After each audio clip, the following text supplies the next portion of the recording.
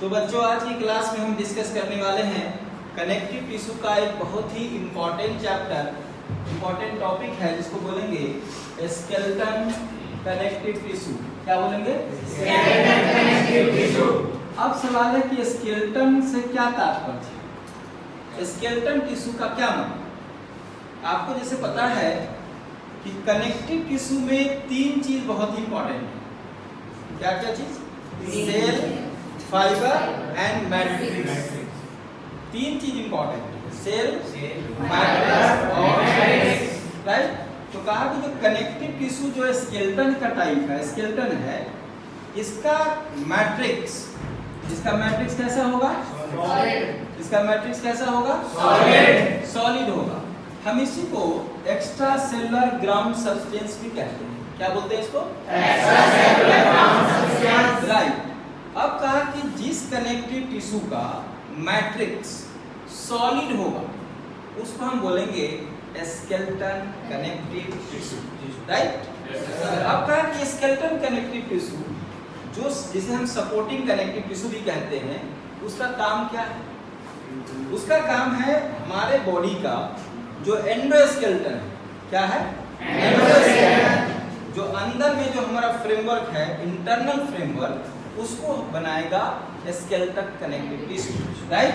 तो it forms skeleton connective, मतलब endoskeleton बनाएगा। अब सबसे बड़ा जो सवाल है कि during the course of evolution, जब हमारा विकास हुआ, इवोल्यूशन हुआ, तो सबसे पहला जो बोन था या जो स्केलेटन था वो कौन था? उसका नाम क्या है? आप यहाँ समझिए कि नोटोकॉर्ड ही वह बोन है, या कहा जाए कि वो स्केलेटन है जो कॉर्डेट और नॉन कॉर्डेट को अलग किया। भाई नॉन कॉर्डेट में कहीं भी नोटोकॉर्ड नहीं है, ठीक है ना? जब कॉर्डेट आया तो कॉर्डेट कहाँ आया था? यूरोकॉर्डेट्स में स्टार्ट हुआ था, यूरोकॉर्डेटा में स्टार्ट हुआ था।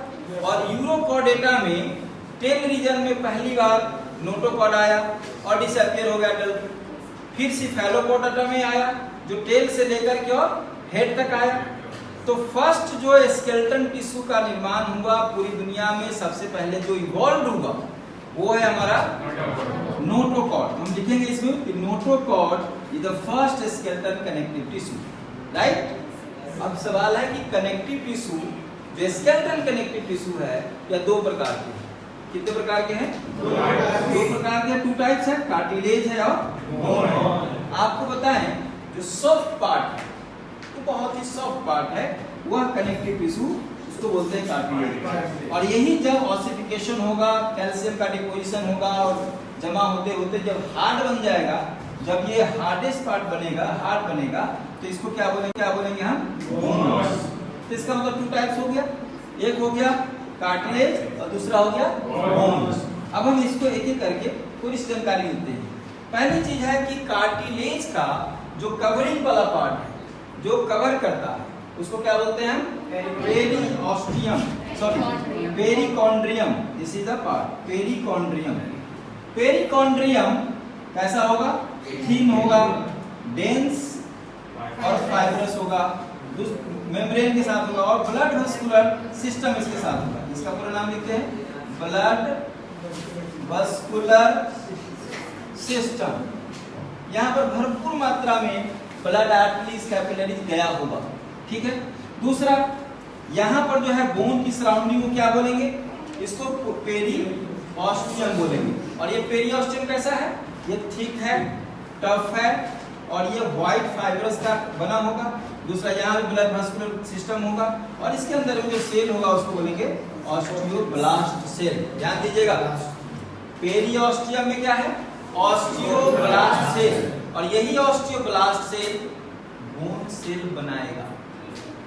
तो अगर पूछा जाए कि ये ऑस्टियोब्लास्ट सेल कहाँ पाया जाता है, तो क्या जवाब होगा? क्या जवाब होगा? और ये क्या बनाएगा? ऑस्टियोसाइट। ये क्या बनाएगा? ऑस्टियोसाइट। अब हम इसको एक एक करके देखते हैं। तो कहा कि ये इसका जो कॉर्नियो है, ये कवरिंग के नीचे रहेगा, उस कैविटी को बोलते हैं लैकुना। क्या बोलते हैं उसको? लैकुना। अब देखो लैकुना में क्या अंतर है? जो कार्टिलेज का जो सेल है वह रहेगा लैकुना में, और यहाँ पर लैकुना के अंदर 1 से 4 सेल हो सकते हैं कार्टिलेज के केस में। यही चीज बोन के केस में एक सेल के अंदर, एक लैकुना के अंदर में एक सेल होगा। समझ में आया? तो जैसे देखो यहाँ पे ये ऑस्टियोसाइट सेल है, इसको बोलते हैं ऑस्टियोसाइट। क्या बोलते हैं इसको? ऑस्टियोसाइट। तो एक ऑस्टियोसाइट कितने लैकुना में होगा? एक लैकुना में होगा। मतलब ये कहा जाए कि एक लैकुना में कितने ऑस्टियोसाइट होंगे? एक। जबकि आपके सामने दिख रहा है कि एक लैकुना में एक भी हो सकता है कॉन्ट्रियोसाइट, और 2 भी हो सकता है, और 3 भी हो सकता है। यह कह रहे हैं कार्टिलेज सेल के बारे में। ठीक है जी। तो इसको कहा गया लैकुना के अंदर में 1, 2, 3 भी हो सकता है, इसलिए यह कैसा दिखता है? यह घोंसले जैसा दिखता है। तो इसके क्या बोलते हैं इसको? Cell nest. राइट। अब आइए कि जो कार्टिलेज का पार्ट है उसमें सेल क्या क्या है। तो 1, 2, 3 प्रकार के सेल है। एक सेल को बोलते हैं कॉन्ड्रियोब्लास्ट सेल। कार्टिलेज का जो सेल है, नहीं, कार्टिलेज के सेल को जो बनाएगा, जो प्रोड्यूसिंग सेल है, उसका नाम क्या है? कॉन्ड्रियोब्लास्ट। मतलब कार्टिलेज को सेल को प्रोड्यूस करने वाले सेल। तो इसका मतलब होगा कार्टिलेज फॉर्मिंग सेल। ठीक है। इसमें बहुत कॉन्ड्रियोब्लास्ट सेल। कार्टिलेज का जो सेल है, नहीं, कार्टिलेज के सेल को जो बनाएगा, जो प्रोड्यूसिंग सेल है, उसका नाम क्या है?